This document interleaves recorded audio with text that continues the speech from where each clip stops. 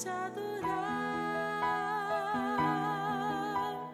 Foi que eu nasci, quero viver para te servir. Usa minha vida como instrumento de louvor para te honrar e demonstrar o meu amor por ti.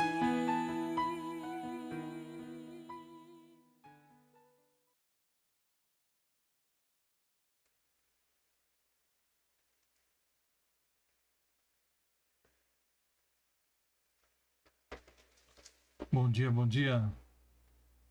Começando mais um Café e Comunhão. Hoje nossa leitura e reflexão em Eclesiastes capítulo 2. Eclesiastes capítulo 2. Desde já, compartilhe o vídeo, dê o seu like, seu joinha, se inscreva se não é inscrito, então incentive outros a fazer o mesmo. Vamos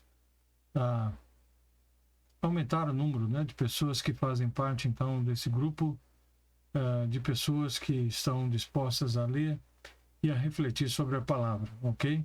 Entendendo que não estamos apenas com um passatempo aqui, mas é uma palavra que é viva, é uma palavra que é eficaz, é uma palavra que pode transformar a vida de qualquer pessoa.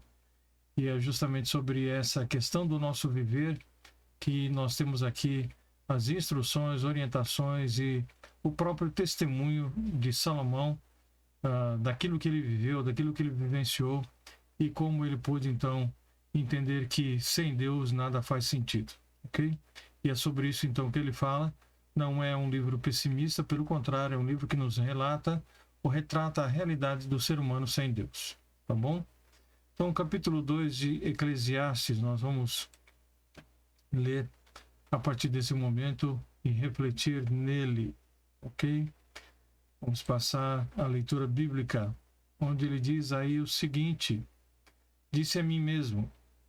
Então, esse capítulo 2, antes de mais nada, ele é um capítulo onde o autor ele reflete a sua busca por prazer, sabedoria e trabalho, e descobre que todas essas coisas não têm sentido. É essa sua palavra. O capítulo começa com o autor descrevendo a sua busca por prazer e as coisas que trazem felicidade. Ele está buscando, né, essa felicidade. Como muita gente hoje tem essa frase, né? Tem essa busca, esse alvo nas suas vidas, né? Eu quero ser feliz, né? Ninguém está preocupado em fazer outro feliz, todo mundo quer ser feliz, né? Mas o outro deixa de lado. Então, ele se entrega, o autor aqui, ao vinho, ao entretenimento, às belas posses, mas que acaba descobrindo que nenhuma dessas coisas lhe traz satisfação. Ele conclui que o prazer é passageiro e sem sentido, né? Tudo passa. Em seguida, o autor se volta para a busca pela sabedoria, que ele vê como uma forma de obter, então, a compreensão e o controle sobre o mundo, né? Então, nós pensamos que podemos controlar tudo que está ao nosso redor. Ele estuda a filosofia e explora os mistérios da vida, mas acaba descobrindo que até mesmo a sabedoria é limitada e não pode fornecer as respostas que procura, né? Nós não vamos conseguir todas as respostas que nós procuramos, ninguém consegue. Comentamos, né, sobre os filósofos gregos, né, grandes pensadores, não chegam a lugar algum. Finalmente, o autor descreve o seu trabalho, que ele vê como uma forma de deixar um legado duradouro, de fazer uma contribuição significativa para o mundo, né? Talvez muitos pensaram isso e fizeram isso, né, deixando grandes monumentos que ultimamente têm sido destruídos. Então ele constrói casas, plantas, vinhas e cria jardins. Mas descobre que todo o seu trabalho não tem sentido porque ele não pode levar nada consigo, né, quando ele morrer. Então citamos isso também anteriormente, alguns povos, algumas culturas, né, imaginando que a pessoa seria sepultada com as suas posses porque ele desfrutaria na vida além dessas posses, mas isso tudo é lei do engano, né? Nada disso é verídico, nada disso é verdadeiro. E em conclusão, então, o autor reflete sobre o vazio, né, das suas buscas e como a vida ela é fugaz. Então ele reconhece que tudo que buscou não tem sentido e sugere que o único propósito verdadeiro, então, na vida é temer a Deus e guardar os seus mandamentos. Tá? Então ele chega justamente a essa conclusão.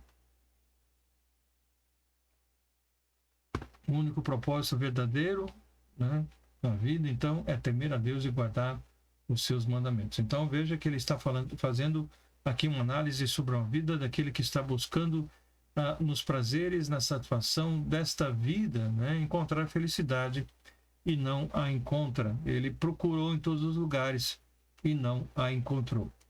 Ok? Então ele disse assim, disse a mim mesmo, venha, vamos experimentar o prazer, vamos procurar as coisas boas da vida. Descobri, porém, que isso também não fazia sentido. Então, ele emprega o recurso literário de conversar consigo mesmo, né? Para descrever, então, um processo de pensamento. E depois do teste, então, da sabedoria, é proposto um novo teste, o teste da alegria e do prazer. Então, Salomão ele rotula, né, algumas coisas aqui que são interessantes. Versículo 2, ele diz o seguinte: portanto disse, o riso é tolice, de que adianta buscar o prazer? Né? Então, depois da sabedoria, ele quer buscar o prazer. Mas ele diz aqui, de que adianta? O riso é tolice. Então, ele rotula o riso como alguma coisa tola, né? De pessoas que são tolas com esse sorrir o tempo todo. Mas até os aspectos mais duradouros, né, da alegria fazem Salomão se perguntar se realmente ele alcançou alguma coisa concreta com esse sorriso, com esse riso, né? Então ele chega à conclusão, quando você olhar para Provérbios 14, nós vamos você pode voltar lá, 14 e 13, você pode relembrar no livro de Provérbios, que até o riso, né, terá ou trará dor ao coração. E que o fim da alegria é a tristeza. E é sobre isso justamente que ele fala. E esse riso, então, que é uma loucura, esse riso que é tolo, não é evidentemente qualquer riso. Ele está falando aqui sobre aquelas pessoas que riem. O riso é uma loucura quando as pessoas riem de piadas obscenas e um humor repugnante, por exemplo. Isso é um riso tolo. É um riso de loucura. O riso é loucura quando está ligado à perda da habilidade de julgamento e da fronteira entre o bem e o mal. Quando se perde justamente esse discernimento entre aquilo que é bom e aquilo que é ruim. O riso, ele soa alto, mas ele é curto. O som desaparece e nada permanece, né? Então, quando a vida consiste em riso, ele diz aqui, é tolice, tá? Esse tipo de riso, como nós estamos falando, não é qualquer riso. Ele está falando aqui do riso daqueles que se envolvem, né, com coisas tolas, com coisas que são, então, de mau gosto, né? São ruins. Então, é sobre isso. E o prazer, que ele fala aqui, né, de que adianta buscar o prazer, ele diz que também não fornece respostas para as questões da vida, o prazer. A resposta à pergunta aqui é clara. Todo prazer falha quando se trata, então, de satisfazer as necessidades do homem que vive debaixo do sol, né? E não tem nenhuma espécie de relação com Deus. Esse prazer é uma grande tolice e não se chega a nada. Então ele diz, depois de pensar muito, resolvi me animar com vinho. Então ele quis aproveitar, né, animar com vinho. Depois de pensar muito, não chegou realmente a satisfação, não conheceu a felicidade naquilo que ele estava, então, envolvido. Ele pensa agora, então, em se animar com vinho. E enquanto ainda buscava a sabedoria, apeguei-me à insensatez. Assim procurei experimentar o que havia de melhor para as pessoas em sua curta vida debaixo do sol. Se fôssemos traduzir para o dia de hoje, ele diria o seguinte: vamos curtir a vida, né? Vamos curtir a vida, vamos fazer tudo que der na telha, né? Então, o teste aqui é uma tentativa de Salomão de balancear o excesso com o aprendizado. Ele imagina que esse excesso dele se animar com vinho aqui, que ele poderia aprender alguma coisa com isso. Agora, será que o gozo de tudo, né, que acaricia as papilas gustativas, né, daria ao seu coração a paz que ele tanto procurava? Será que o vinho lhe traria a paz que ele tanto procurava? Será que o prazer lhe traria, a comida lhe traria a paz que ele tanto procurava? Né? Se você tomar um bom vinho ou comer uma boa refeição, você pode se sentir fisicamente bem, é isso que vai lhe trazer felicidade. Salomão era tão sábio que ele fazia questão de permanecer sóbrio. A sobriedade, ela é sinônimo de sabedoria. Ele permaneceu dono da sua mente e desfrutou da boa vida, né? Como um verdadeiro artista da vida, que consegue fazer tudo proporcionalmente. Isso então ampliou o seu prazer com certeza. Ele também evitou consequências desagradáveis na sua vida, né? Que com certeza o vinho traria. Então Salomão desfrutou de prazer, de alegria, coisas boas, vinho para o seu corpo, mas não encontrou satisfação duradoura, né? Tudo isso tinha um limite, tudo isso então chegava a um fim. Então ele iniciou uma próxima investigação em sua busca pelo sentido da vida, né? Será que a realização de coisas grandiosas é o que ele passa então a pensar e a fazer? Será que a realização de coisas grandiosas, de coisas impressionantes, lhe daria a felicidade plena, né, que o seu coração tanto ansiava? Será que isso o ajudaria? A abundância de bens terrenos, né, é o que ele poderia realizar, lhe traria satisfação duradoura? As coisas que ele poderia construir, isso traria para ele satisfação duradoura? Por isso ele diz então no versículo 4 o seguinte: dediquei-me então a projetos grandiosos. Então ele não encontrou, né, a satisfação no vinho, não encontrou satisfação na própria sabedoria, no prazer. Então ele procura agora ter satisfação em projetos grandiosos, construindo casas enormes e plantando belos vinhedos. Fiz jardins e parques e os enchi de árvores frutíferas de toda espécie. Construí açudes para juntar água e regar meus pomares verdejantes. Então Salomão trabalhou 13 anos construindo a casa do rei. Depois ele edificou a casa do bosque do Líbano e outra casa para sua esposa, filha de Faraó. Ele também fortificou as cidades de Azor, Megido, Gezer, Bet-Horon, Baalat e Tadmor. Tá? Então, além disso, o interesse de Salomão pelo mundo natural, né, aquilo que Deus criou, foi expresso então pelos termos aqui que ele usa, né, vinhas, hortas, jardins. Então, tudo o que ele podia fazer, açudes, ele fez. Ele construiu coisas grandiosas, imaginando: isso trará satisfação à minha alma, à minha vida, ao coração, encontrarei felicidade nessas coisas. Então Salomão tornou-se mestre de obras, proprietário de terras e produtor de frutas, imaginando que talvez isso pudesse então trazer a alegria e a satisfação que ele tanto procurava. Comprei escravos e escravas e outros nasceram em minha casa, se tornando então escravos dele.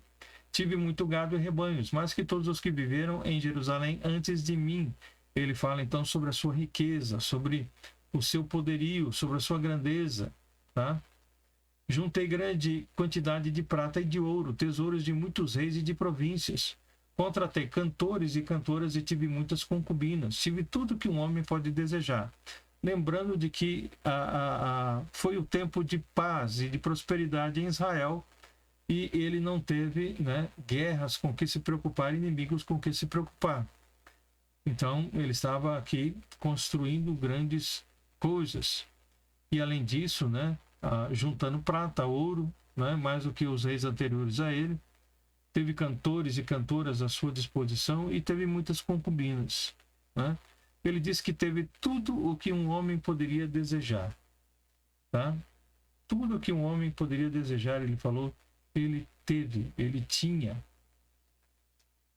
Então pare para pensar e preste bem atenção nessas palavras. Tá? tive tudo o que um homem pode desejar. E quando ele diz tudo, é tudo mesmo. Tá? É o que ele deixa claro aqui. Ele continua dizendo: tornei-me mais importante que todos os que viveram em Jerusalém antes de mim, e nunca me faltou sabedoria. Nunca. Tudo que desejei, busquei e consegui. Não me neguei prazer algum. Outra tradução diz que aonde os seus olhos podiam alcançar e que desejava ele tinha. No trabalho árduo encontrei grande prazer, a recompensa por meus esforços. Então Salomão tinha total capacidade de realizar tudo e qualquer desejo seu. O trabalho que ele desempenhou foi a causa de seu coração ter se alegrado. A palavra em destaque, então, é uma das preferidas do pregador, e aparece aqui no livro por diversas vezes, tá? A questão do trabalho. Ele, então, tem esse desejo e ele busca no trabalho o prazer e a satisfação para a sua vida.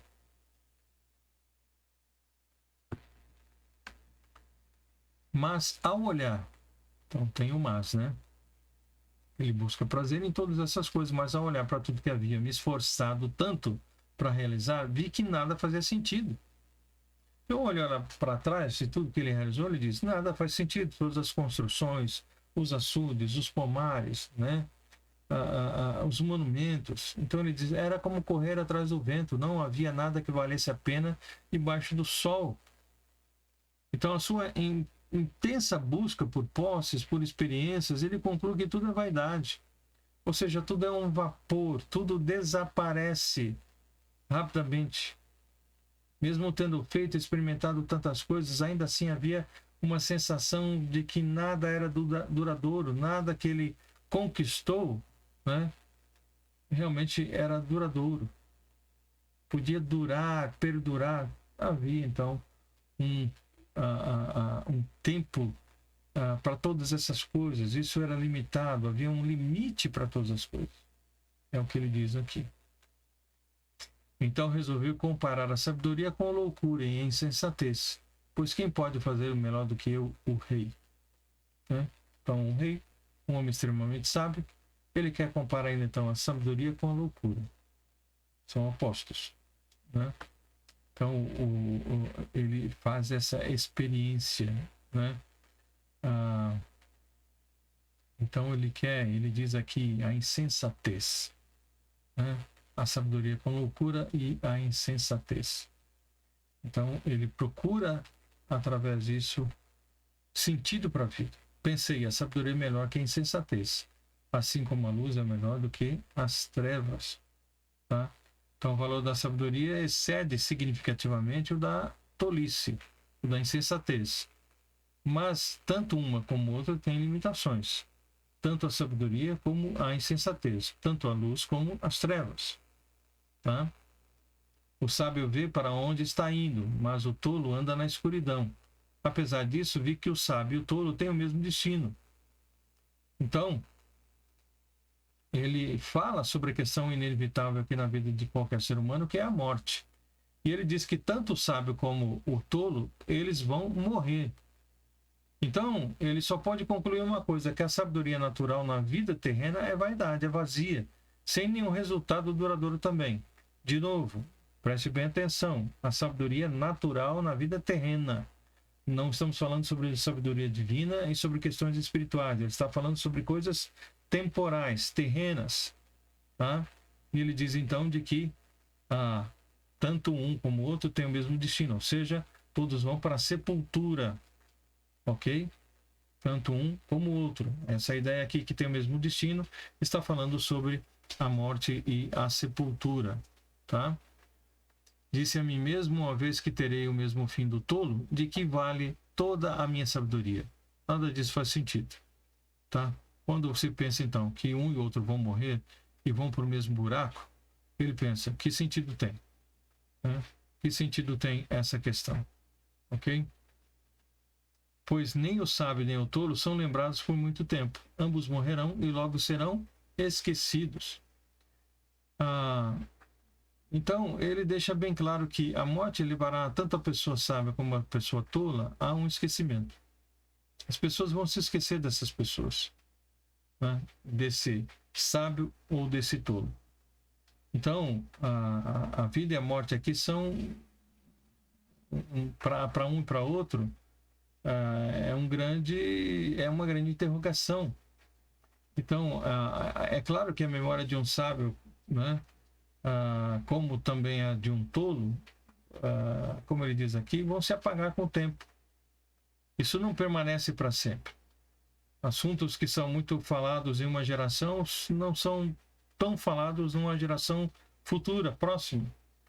Eles são muitas vezes ignorados, eles são esquecidos, como se não tivesse acontecido absolutamente nada. Novas pessoas, novas experiências, novas coisas chamam mais a atenção e suprimem a memória, então, das coisas que já se passaram, das coisas antigas. Então, assim, tanto o sábio como o tolo, a memória deles, diz o texto, desaparece. Por isso passei a odiar a minha vida, pois tudo que é feito debaixo do sol é frustrante. Nada faz sentido, é como correr atrás do vento. Queridos, lembrem-se, Salomão está falando sobre a vida terrena, vida natural, vida sem Deus. Então, ele deixa claro essa questão aqui. Ele mostra a sua insatisfação, né, ligada à natureza temporal de todas as coisas. Né? Tudo tem o começo, meio e fim, né? Incluindo as coisas boas. Tudo acaba, tudo passa. Então, o que ele quer dizer e mostrar é que a vida desse lado da morte não é uma vida prazerosa o tempo todo, bonita o tempo todo. Não é algo para amar à custa da eternidade. Ou seja, não é algo para dizer, bom, tá bom demais ficar aqui, eu prefiro ficar aqui do que a eternidade. Eu prefiro essas coisas temporais do que as coisas eternas. É sobre isso que ele está aqui trabalhando e falando, né? Então nós devemos nos apossar da verdadeira vida. A vida só adquire sentido quando nela aparece o Senhor Jesus. E ele disse em João 10:10 que ele dá vida e vida em abundância. Tá? Então guarde isso, a vida só adquire sentido quando nela aparece o Senhor Jesus. Porque senão, todo o trabalho que é feito é vão. Ele continua dizendo sobre isso. Veja o versículo 18. Passei a odiar todo o meu árduo trabalho debaixo do sol, pois deixarei para meus sucessores tudo o que me esforcei para obter. Ou seja, tudo que ele se esforçou para obter vai ficar para os seus sucessores, seus filhos, outras pessoas que ele então tiver endereçado tudo aquilo que ele fez. Essas pessoas não fizeram um mínimo de esforço, vão ganhar tudo de mão beijada, vão muitas vezes destruir tudo que foi feito, vão gastar tudo que foi ganho, vão brigar por causa disso. Nós vemos isso todos os dias, né? Pessoas que trabalharam muito, fizeram a sua fortuna e deixaram para os outros ficarem brigando. Pessoas que não fizeram absolutamente nada para ter nenhum dinheiro, né? Então ele diz que isso trouxe para ele muita insatisfação. E quem pode dizer se eles serão sábios ou tolos? Né? Quem pode dizer se eles serão sábios ou tolos na administração daquilo que ele deixou? No entanto, terão controle sobre tudo o que conseguir debaixo do sol, com minha habilidade e meu esforço. Isso não faz o menor sentido. Trabalhei, me esforcei, me dediquei, né? Deixei para outras pessoas e eles vão administrar isso da forma correta? Serão sábios ou serão tolos? Não faz sentido deixar tudo para essas pessoas para depois ainda, como dissemos, ficarem brigando por causa disso. Assim cheguei a me desesperar e questionei o valor de todo o meu árduo trabalho debaixo do sol, né? Então, provavelmente o que ele está dizendo aqui, todos os meus ganhos, todos os meus lucros de todo esse trabalho, de que adiantou? Para que serviu? Tá? Algumas pessoas trabalham com sabedoria, conhecimento e habilidade, mas terão de deixar o resultado do seu trabalho para alguém que não se esforçou. Isso também não faz sentido, é uma grande tragédia, né? É uma grande tragédia, é uma calamidade, é uma ruína, né? Então ele fala aqui, ele demonstra uma sensação de tristeza, né? porque ele conclui que nada nessa vida pode ser levado para a eternidade, ele tem que deixar para os outros. E as pessoas não tiveram nenhum esforço para conquistar aquilo, como vão administrar essas coisas? Tá? O que as pessoas ganham com tanto esforço e ansiedade debaixo do sol? O que eles ganham? A sua ocupação, a sua tarefa, o seu trabalho, o que eles ganham disso? Seus dias de trabalho são cheios de dor e tristeza, e nem mesmo à noite somente descansa. Nada faz sentido. Ou seja, as pessoas estão ocupadas constantemente, estão atarefadas. Muitas não conseguem descansar, vão para a cama e não conseguem nem dormir, porque estão pensando nas coisas que precisam administrar, nas coisas que precisam conquistar, nas coisas que precisam pagar. Então ele diz, isso não faz sentido. Por isso, conclui que a melhor coisa a fazer é desfrutar a comida e a bebida e encontrar satisfação no trabalho. Percebi, então, que esses prazeres vêm da mão de Deus. Então ele diz que essas coisas, se não vierem da mão de Deus, se não vierem com a direção certa, voltando para o próprio Deus, ele diz que nada disso tem significado. Tá? Então, o que ele conclui, é que tudo que existe de bom reside, então, apenas em Deus. Reside na pessoa de Deus. Tá? Se não for para Deus, não adianta. Não tem sentido. Tá? Nós podemos aproveitar com toda certeza, os momentos de grande satisfação com o trabalho, com a comida, com aquilo que podemos beber, mas se não tiver um propósito nessas coisas, se tudo isso, como a própria palavra de Deus diz, quer comais, bebais ou faças qualquer outra coisa, fazer tudo para a glória de Deus, se não for para isso, então ele diz, nada tem sentido. Só o Senhor possui a chave do sentido da vida.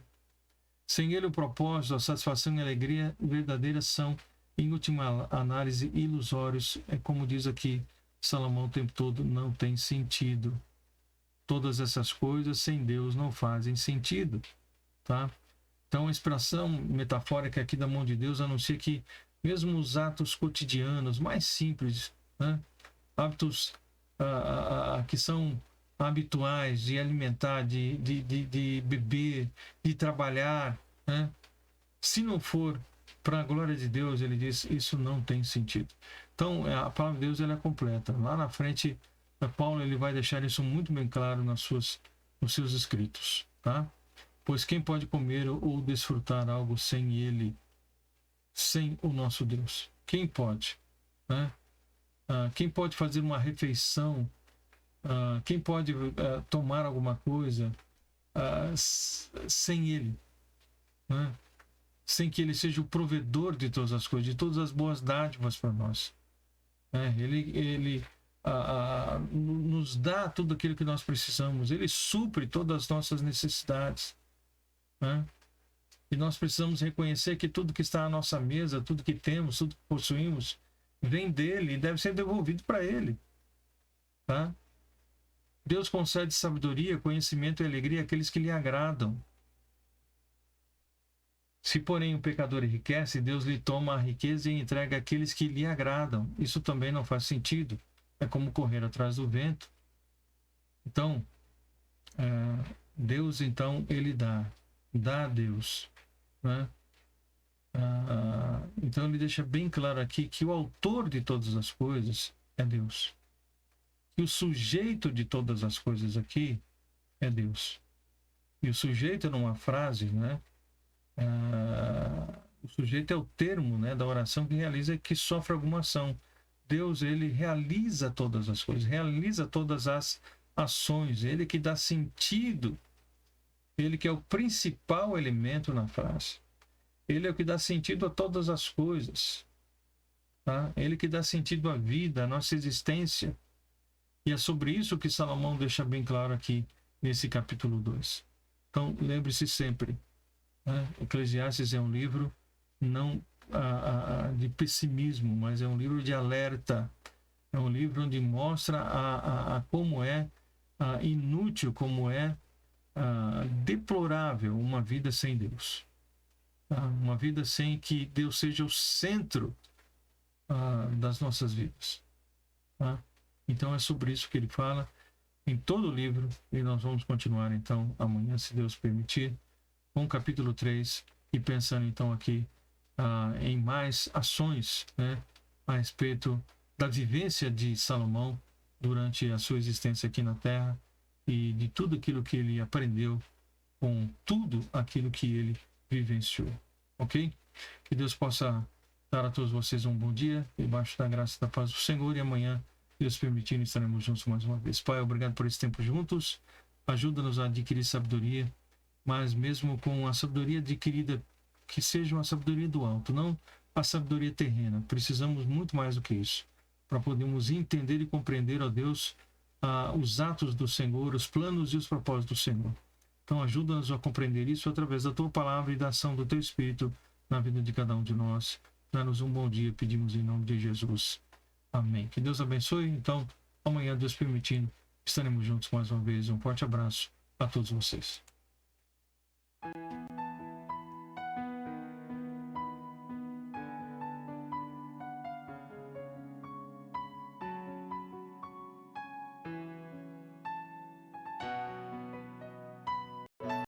Pra te adorar, foi que